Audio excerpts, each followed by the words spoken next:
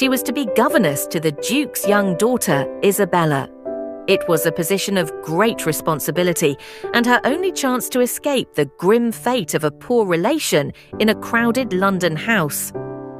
When the manor came into view, her breath caught. It wasn't a home. It was a fortress of stone, all jagged turrets and windows that looked like disapproving eyes. The air inside was thick with the smell of beeswax and old secrets. She was shown to the nursery wing by a stern housekeeper, Mrs. Higgins, whose lips were perpetually pursed as if she'd tasted something sour. "You will attend to the child," Mrs. Higgins said, her voice like the closing of a ledger. "You will take your meals here, and you will remember your place." And Clara did. For the first month, her world was confined to the schoolroom, the nursery, and the small walled garden where little Isabella, a quiet girl with her father's dark eyes, would play. She heard of the Duke long before she saw him. The servants spoke in hushed tones of his temper, his coldness, his relentless focus on his estate and his lineage. He was a ghost in his own home, a presence felt in the silence that fell when he passed through a room. Then, one evening, she saw him.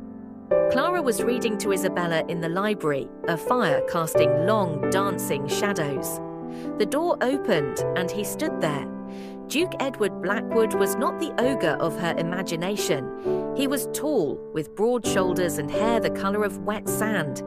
But it was his eyes that held her, a piercing, haunted grey, filled with a sadness so profound it seemed to dim the very firelight.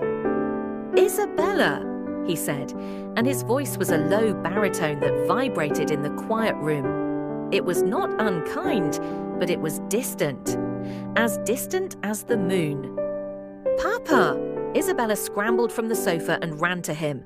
He placed a hand on her head, a gesture that was both formal and tender, and then his eyes lifted and met Clara's.